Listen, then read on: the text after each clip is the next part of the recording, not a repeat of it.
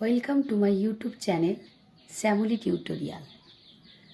আজ তোমাদের প্রিয় নবম শ্রেণীর ছাত্রছাত্রীদের জন্য 18 নম্বর পেজের সৈয়দ মুজতবা আলীর লেখা নব নব সৃষ্টি এই গদ্যটি থেকে বেশ কিছু গুরুত্বপূর্ণ 1 নম্বরের প্রশ্ন তোমাদের জন্য উত্তর সহ আলোচনা করলাম।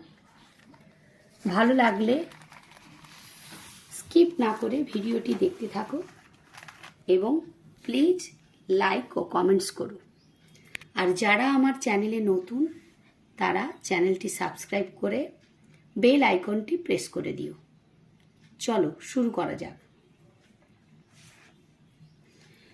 প্রথম প্রশ্ন, কে উর্দুকে ফার্সির অনুকরণ থেকে কিঞ্চিত নিষ্কৃতি দিতে সক্ষম হয়েছিলেন?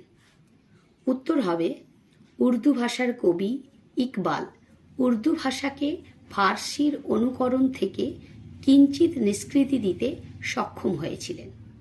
পরের প্রশ্ন, বাঙালির সর্বশ্রেষ্ঠ সাহিত্য সৃষ্টি কোনটি বলেছেন সৈয়দ মুজতবা আলী? উত্তর হবে সৈয়দ মুজতবা আলী বলেছেন যে বাঙালির সর্বশ্রেষ্ঠ সাহিত্য সৃষ্টি পদাবলী কীর্তন। পরের প্রশ্ন, উর্দু সাহিত্যের মূল সুর কোন ভাষার সঙ্গে বাঁধা? উত্তর হবে উর্দু সাহিত্যের মূল সুর ফার্সির সঙ্গে বাঁধা। পরের প্রশ্ন, কোন কারণে অচলিত আরবি ফার্সি শব্দ নতুন মেয়াদ পাবে বলেছেন লেখক?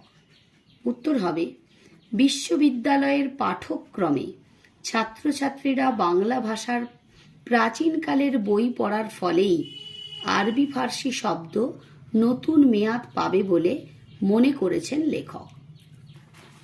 পরের প্রশ্ন, হিন্দি উপস্থিত সেই চেষ্টাটা করছেন, কোন চেষ্টার কথা বলা হয়েছে? উত্তর হবে সৈয়দ মুজতবা আলী রচিত নব নব সৃষ্টি রচনাংশে লেখক হিন্দি ভাষা থেকে আরবি ফার্সি বা ইংরেজির মতো ভাষা দূর করার চেষ্টার কথা বলেছেন। পরের প্রশ্ন, আমরা অন্যতম প্রধান খাদ্য থেকে বঞ্চিত হব। বক্তা কি বিষয়ে বঞ্চিত হওয়ার কথা বলেছেন? উত্তর হবে বক্তা সৈয়দ মুজতবা আলী বাংলা ভাষায় সংস্কৃত শব্দের অনুপ্রবেশ সম্পর্কে আলোচনা প্রসঙ্গে প্রশ্নোদ্ধৃত মন্তব্যটি করেছেন।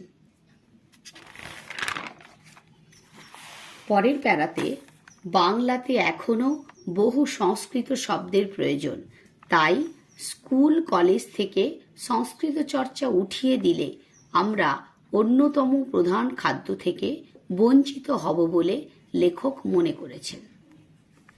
পরের প্রশ্ন, আত্মনির্ভরশীল নয় এমন দুটি ভাষার নাম লেখো। বর্তমান যুগের ইংরেজি ও বাংলা ভাষা আত্মনির্ভরশীল ভাষা নয়। পরের প্রশ্ন, রবীন্দ্রনাথ স্বচ্ছন্দে লিখেছেন, রবীন্দ্রনাথের কি লেখার কথা বলেছেন সৈয়দ মুজতবা আলী? বাংলা ভাষায় আরবি ফার্সি শব্দ যে রবীন্দ্রনাথ খুব স্বচ্ছন্দে ব্যবহার করেছেন তা বলতে গিয়ে সৈয়দ মুজতবা আলী বলেছেন রবীন্দ্রনাথ স্বচ্ছন্দে লিখেছেন, ইনভার্টেড কমার ভেতরে লিখবে, আব্রু দিয়ে, ইজ্জত দিয়ে, ইমান দিয়ে, বুকের রক্ত দিয়ে, ইনভার্টেড কমা ক্লোজড। পরের প্রশ্ন,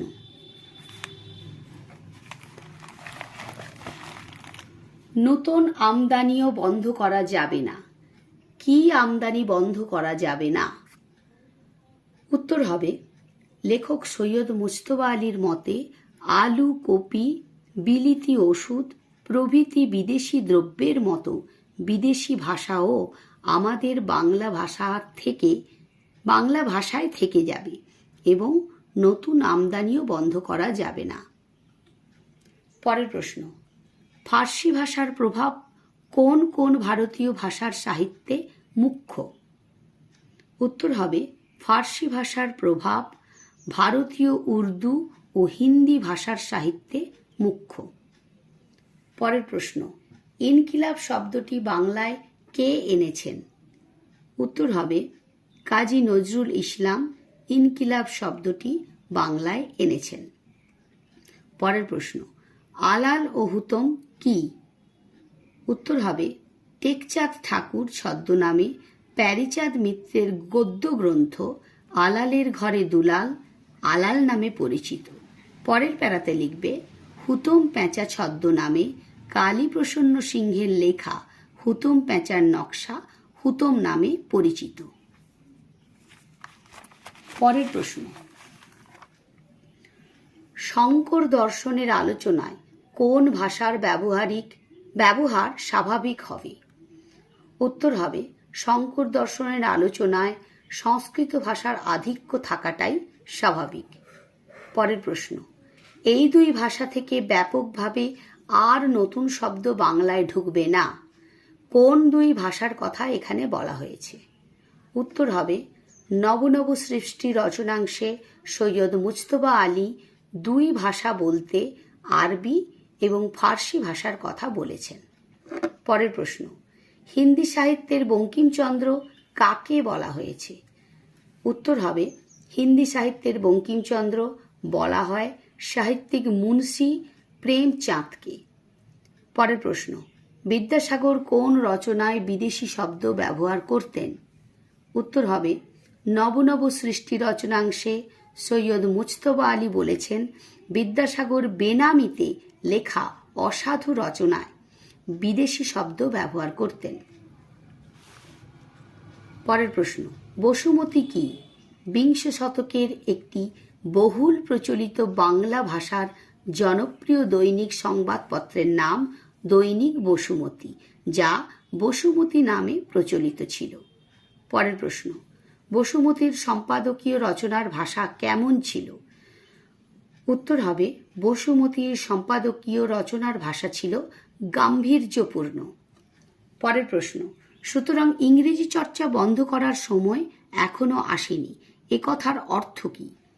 উত্তর হবে দর্শন, নন্দনশাস্ত্র, পদার্থবিদ্যা, রসায়নবিদ্যা, রেল ইঞ্জিন চালানো প্রভৃতি ক্ষেত্রে ব্যবহৃত টেকনিক্যাল শব্দগুলি বাংলার চেয়ে ইংরেজিতে বেশি প্রচলিত, তাই লেখক সৈয়দ মুজতবা আলীর মতে ইংরেজি চর্চা বন্ধ করার সময় এখনো আসেনি। পরের প্রশ্ন, ইকবাল কে হবে? কি লেখা হয়ে গেছে? ইকবাল কে? উত্তর হবে উর্দু ভাষার প্রখ্যাত কবি ও চিন্তাবিদ হলেন ইকবাল। এই কটি প্রশ্নই তোমাদের জন্য দিলাম, সবগুলো প্রশ্নই খুবই গুরুত্বপূর্ণ। এরপরে নবনব সৃষ্টি থেকে তোমাদের সংক্ষিপ্ত প্রশ্ন অর্থাৎ 3 মার্কের প্রশ্নগুলি নিয়ে হাজির হব। আজ এ পর্যন্তই। ভিডিওটি ভালো লাগলে প্লিজ সাবস্ক্রাইব করে বেল আইকনটি প্রেস করে দিও আর লাইক ও কমেন্টস করো। আজকের মতো টাটা।